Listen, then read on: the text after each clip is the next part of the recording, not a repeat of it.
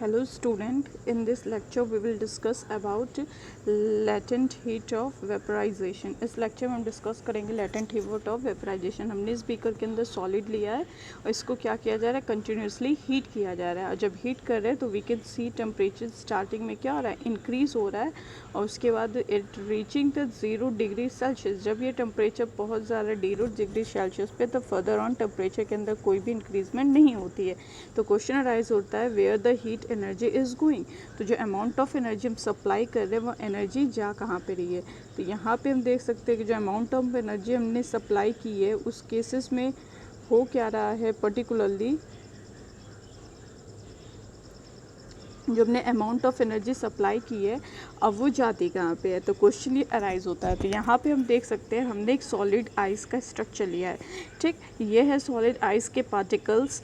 And चूँकि solid है, solid के अंदर क्या होता है, इंटरमोलिकुलर फोर्स ऑफ अट्रैक्शन बहुत ज़्यादा स्ट्रॉन्ग होता है. तो ये जो दिया है this is being drawn inter particle attractive forces या फिर इसको इंटरमोलिकुलर फोर्स ऑफ अट्रैक्शन भी कहते हैं. तो काफ़ी यहाँ पे एक दूसरे के सॉलिड के पार्टिकल को स्ट्रांगली एक दूसरे से बॉन्डेड टुगेदर है.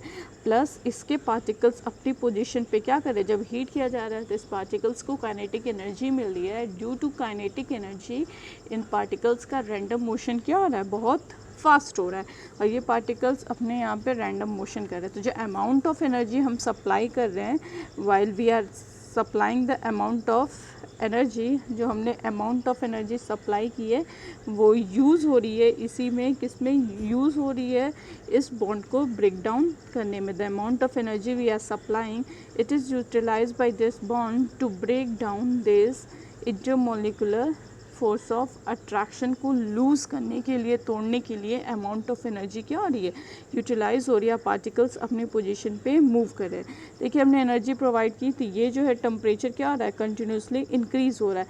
While reaching it 0 degree Celsius further on temperature हमारा इंक्रीज़ नहीं हो रहा है. तो ये इसी वजह से होता है क्योंकि ये एनर्जी यूटिलाइज हो रही है for the break down of this intermolecular force of attraction को या बॉन्ड को तोड़ने में. देखिए सब तोड़ने में यूटिलाइज हो रही है. सब बॉन्ड क्या होती जा रही है, थिन होती जा रही है. पहले बॉन्ड हमारी थिक थी, अब ये सब बॉन्ड कैसी होती जा रही है, थिन हो रही है. और जब ये बॉन्ड कम्प्लीटली थिन हो जाती है तो धीरे धीरे क्या हो जाएगा, फोर्स ऑफ अट्रैक्शन लूज़ होता जाएगा. जब फोर्स ऑफ अट्रैक्शन लूज़ होगा तो फिर सॉलिड का स्ट्रक्चर क्या होगा, डिस्टॉर्टेड हो जाएगा.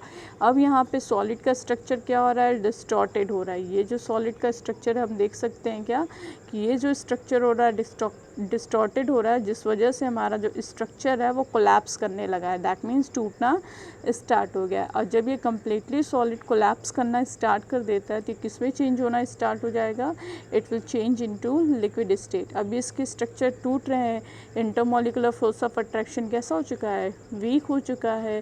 तो इस वजह से भी धीरे धीरे किस में कन्वर्ट हो जाएगा, it will converted into the liquid state. ये लिक्विड स्टेट में कन्वर्ट हो जाता है. नाउ द क्वेश्चन अराइजेस कि यहाँ पे क्या हुआ है.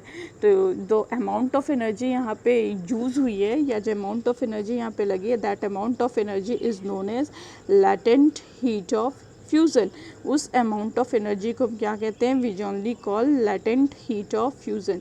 This amount of energy is called latent heat of fusion. अब that question arises what is meant by latent. Latent होता क्या, the amount of heat energy required that is to change 1 kg of solid into liquid at atmospheric pressure and its melting point is known as latent heat of fusion. जो amount of energy required होती है 1 kg of solid को change करने में liquid state में, उसी को क्या कहा जाता है, latent heat of fusion. What is meant by latent heat? तो latent heat, latent means क्या होता है, hidden.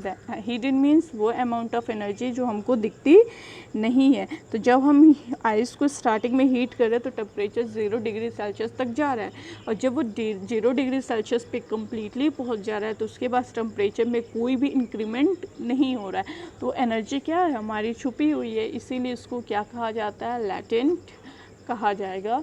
और फ्यूज़न क्यों कहते हैं, क्योंकि सॉलिड किस में चेंज हो रहा है, लिक्विड स्टेट में, इसीलिए इसको क्या कहा जाता है, लैटेंट हीट ऑफ फ्यूज़न कहा जाएगा.